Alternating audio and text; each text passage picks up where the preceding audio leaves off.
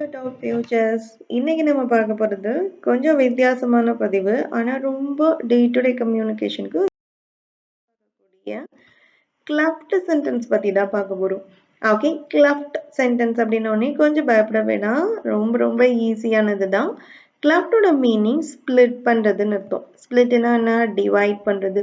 ஒரு கம்ப்ளீட் சென்டென்ஸாக இருக்கும்போது அந்த கம்ப்ளீட் சென்டென்ஸில் நம்ம ஏதோ ஒரு பார்ட்டை மட்டும் எம்ஃபசைஸ் பண்ணுவோம். அவரு தான், அதுதான், அதனால தான், அந்த இடத்துல தான் அப்படின்னு சொல்லுவோம் இல்லைங்களா? ஸோ அந்த ஸ்பெசிஃபிக்கான பார்ட்டை எம்ஃபசைஸ் பண்ணணும்னா நீங்கள் அந்த முழு சென்டென்ஸை என்ன செய்யணும்னா ரெண்டாக உடைக்கணும்.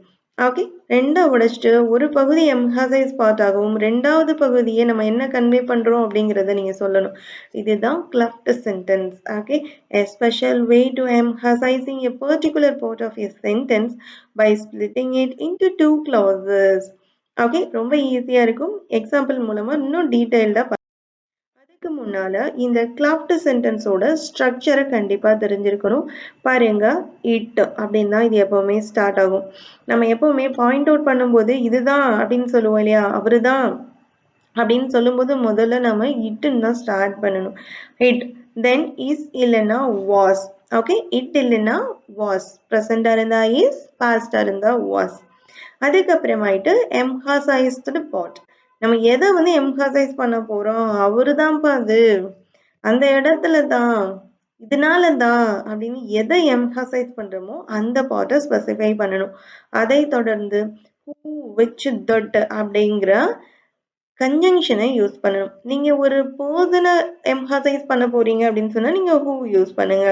இல்ல ஒரு பொருளை எம்ஹசைஸ் பண்ண போறேன், ஒரு என்ன சொல்றது, ஒரு இடத்த என்ன சொல்ல போறீங்களோ அதுக்கு வச்சு தட்டு நீங்க தாராளமா யூஸ் பண்ணலாம். நீங்க ஒரு கணம் யோசிக்கணும், இதுல நான் இன்னும் ஹூம் இருக்குது, வேர் இருக்குது, ஒய் இருக்குது, இது எப்படிலாம் லிஸ்ட் அவுட் பண்ணிட்டு போனா அது எல்லாமே ரிலேட்டிவ் ப்ரொனவுனுக்கு போயிடும். நல்லா புரிஞ்சுக்கணும். ஓகே, ரிலேட்டிவ் ப்ரொனவுனுக்கு போயிடும்.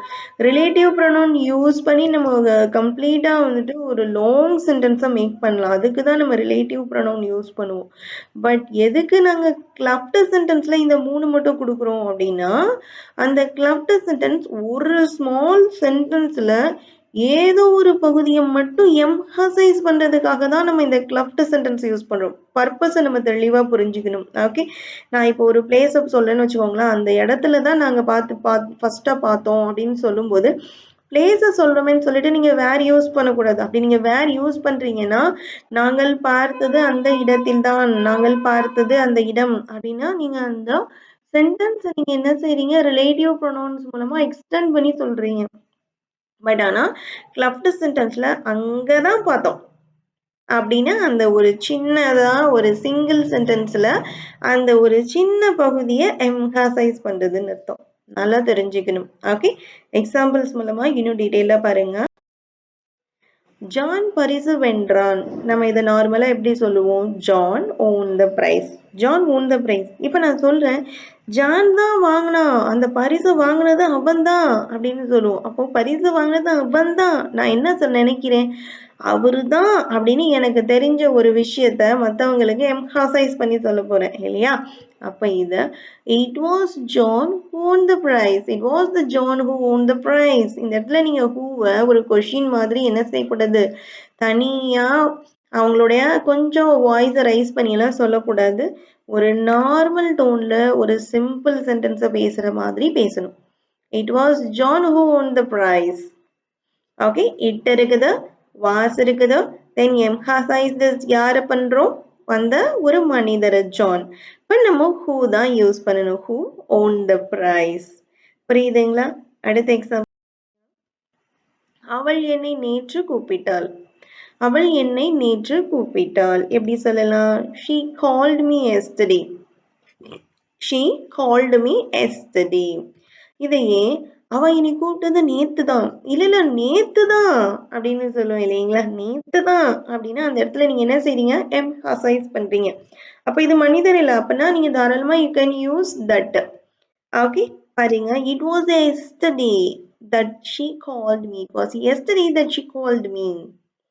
Okay, it was yesterday that she called me. It இருக்குது, நம்ம பாஸ்ட் டென்ஸ்ல பேசிட்டு இருக்கோம். ஸோ வாஸ், நான் எம்ஹசைஸ் பண்ணக்கூடிய பார்ட் என்ன? நேத்து அப்படிங்கிறதுனால அந்த பார்ட் எஸ்டர்டே. நம்ம நார்மலா இது மனுஷங்க இல்ல. நான் ஒரு மனிதரை வந்து எம்ஃபசைஸ் பண்ணல. அப்ப நீங்க தட் தான் போடணும். Okay, that she called me.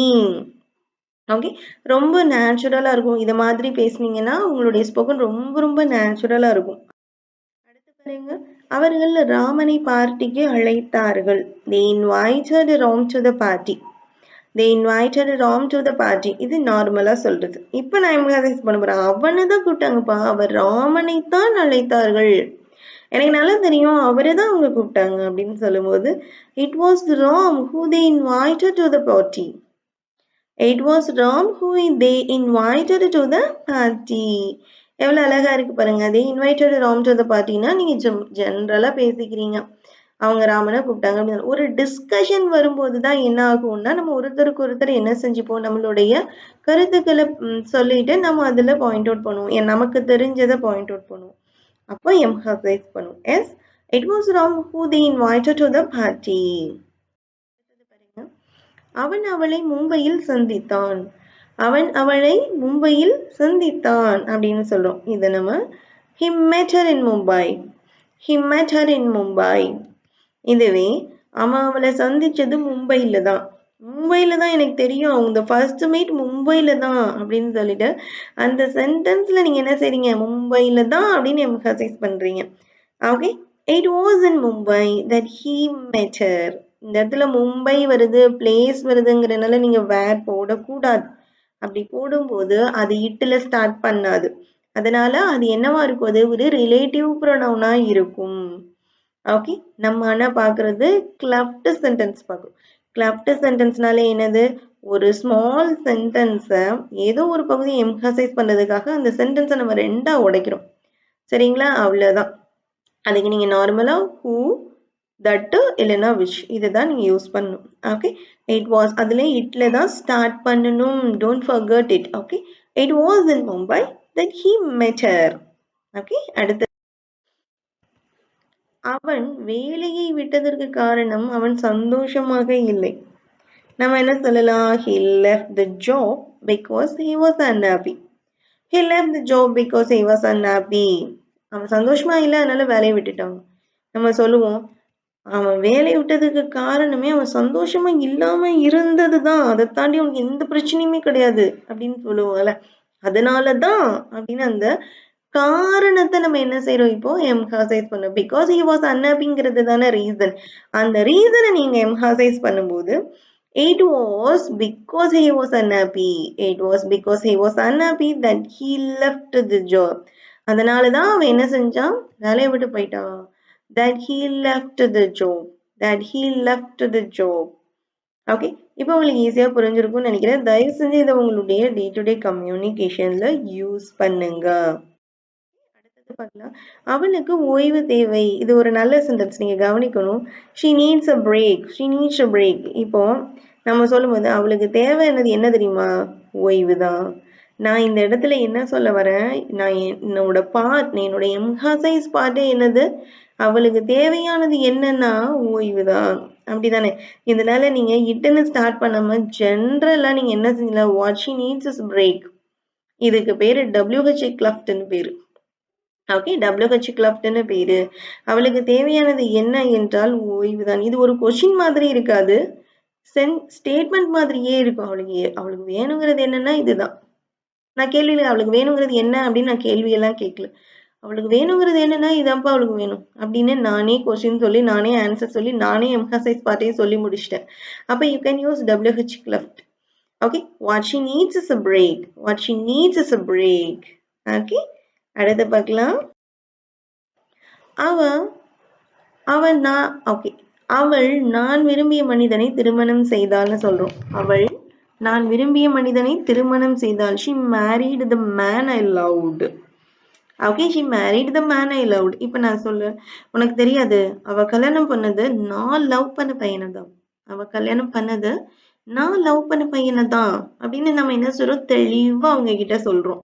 அப்போ it was the man who I loved. It was the man who I loved. Okay, it was the man who I loved that she married இந்த இடத்துல left sentenceல ஒரு சென்டென்ஸை நான் மூணா உடைச்சிருக்கேன். உங்களுக்கு புரியுதுங்களா? it was the man who I loved. நான் love பண்ண பையன் அவ கல்யாணம் பண்ணிருக்கா அப்படின்னு சொல்றேன். சரிங்களா? it was the man who I loved that she married. நீ கொடுத்த புத்தகம் என்கிட்ட இருந்து தொலைஞ்சு போச்சு. I lost the book you gave me அப்படின்னு சொல்றோம். இதுவே நீ அதையே தொலைச்சிட்ட அப்படின்னா, ஆமா நான் தொலைச்சது நீ கொடுத்த புத்தகம் தான் அப்படின்னு சொல்றோம். ஆமா அந்த புக்கு தான் அப்படின்னு சொல்றோம் இல்லைங்களா? அப்படி நீங்க எம்ஃபசைஸ் பண்ணும்போது it was the book which you gave me. It was the book which you gave me that I lost. Okay, it was the book which you gave me that I lost. Okay. அடுத்து பார்க்கலாம். நாங்க கோவாவில் ஒரு ஹோட்டலில் தங்கினோம். எப்படி சொல்லலாம்? We stayed at the hotel in Goa. We stayed at the hotel in Goa. நாங்க தங்கிய இடம் கோவாவில் தான் இருந்தது. நம்ம சொல்ல அது பார்டர்ல இருந்தது, அது கோவாவா இல்லை அது பக்கத்துல உள்ளதான்னு கேட்கும்போது நம்ம இல்லைல்ல அது கோவாவில் தான் இருந்தது அப்படின்னு சொல்றோம் இல்லையா? So it was in Goa that we stayed at the hotel. It was in Goa that we stayed at the hotel. நல்லா புரிஞ்சுக்கோங்க. நீங்க ஒரு ஸ்மால் சென்டென்ஸ் சொல்றீங்க. நீங்க அதுல ஒரு விஷயத்தை எம்ஃபசைஸ் பண்ண போறீங்க. நீங்க முடிவு பண்ணிட்டீங்கன்னா அதுதான் அவருதான் அங்கதான் அப்படின்னு நீங்க சொல்லும்போது நீங்க இந்த கிளஃப்ட் சென்டென்ஸை யூஸ் பண்ணுங்க. ஒன்றும் இல்லை who that which ஒரு மனிதரா இருந்தா நீங்க who போட்டுக்கோங்க. மற்ற எதுவா இருந்தாலும் ஒரு திங்கா இருந்தாலும் ஒரு பிளேஸா இருந்தாலும் எதுவா இருந்தாலும் you can use that இல்லைன்னா which யூஸ் பண்ணி you can convey your emphasized part clearly. Okay, உங்களுக்கான குயிஸ். நான் பிறந்தது 2000 தான். அவள் கூப்பிட்டவர் நான் பரிந்துரைத்தவர் தான். அவ கூப்பிட்டால அது நான் ரெக்கமெண்ட் பண்ண பர்சன். ஓகே, நாங்க உணவு சாப்பிட்ட இடம் கடல் அருகே தான் இருந்தது. ஸோ உங்களுக்கான குயிஸ் கமெண்ட் பண்ணுங்க. தேங்க்யூ.